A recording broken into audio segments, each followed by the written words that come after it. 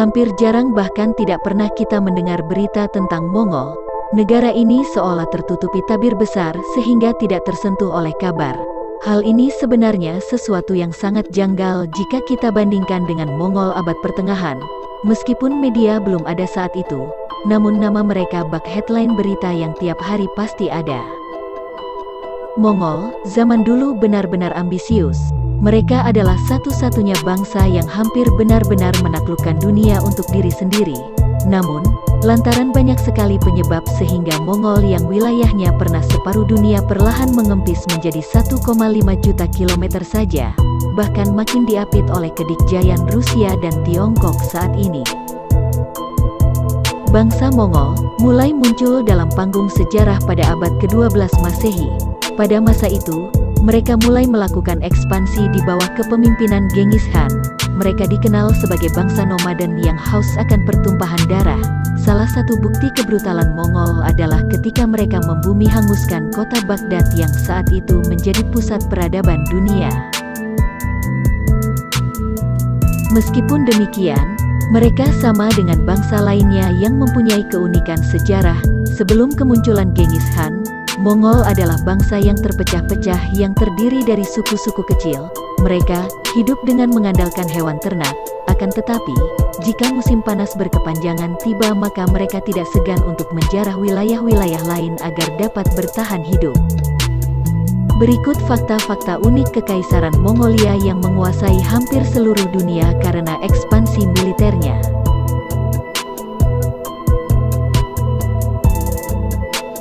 1. Kehidupan sosial bangsa Mongol. Kehidupan sosial bangsa Mongol terbagi dalam kasta-kasta. Ada 3 kasta yang salah satunya adalah kasta kaum paling terhormat. Mereka termasuk dalam kasta ini menyandang gelar Bahadir atau Sang Pemberani. Kasta kaum ini menjadi sangat terpandang dan umumnya menjadi pimpinan kelompok atau pimpinan militer. Mereka yang terpilih menyandang gelar ini diwajibkan bisa memiliki keterampilan perang dan berkuda dengan baik. Hal ini menjadi keharusan karena dalam suku-suku Mongol adalah suku yang terkenal piawai sebagai suku penunggang kuda. Sementara untuk kasta kedua adalah kasta Nokor atau kaum merdeka. Orang-orang yang termasuk di dalam kasta ini umumnya bertugas dalam menyusun strategi dan membantu pasukan di Mongolia. Umumnya menjadi penasehat dari pemimpin suku atau penasehat raja dan kaum bijaksana yang memberikan arahan serta pemikiran kepada kaum kasta Bahadir.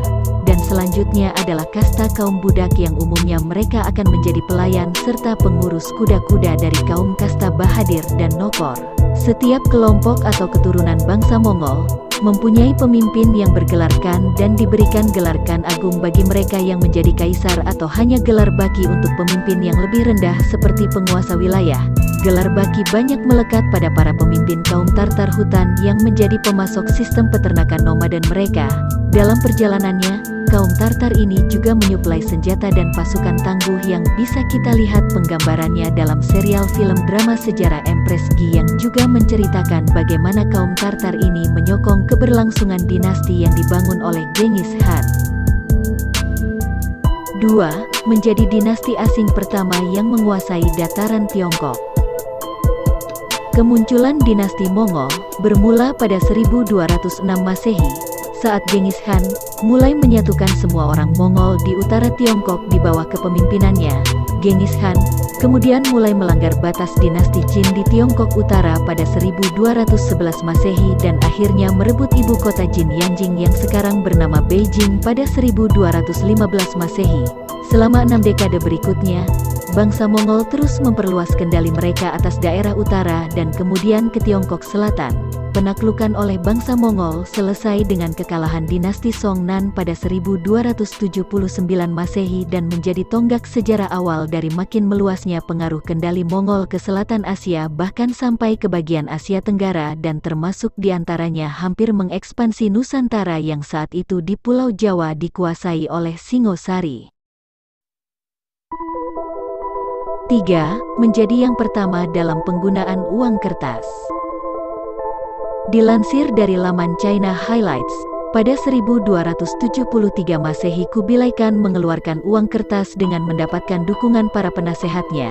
Ini adalah inovasi besar dalam perbankan dan sistem moneter. Sebenarnya, Uang kertas awalnya adalah ide dan pernah digunakan oleh dinasti Song.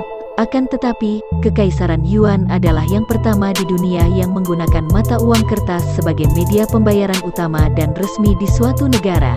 Bahkan, orang Eropa tercengang ketika Marco Polo memberikan penjelasan seputar penggunaan uang kertas dan mekanisme transaksinya.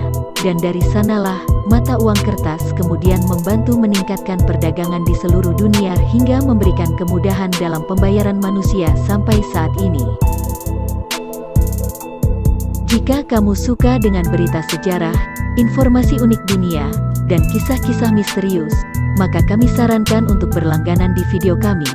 Jangan ragu untuk sekedar menuliskan pendapat dan memberikan kami ide topik menarik lainnya di kolom komentar. Sampai jumpa.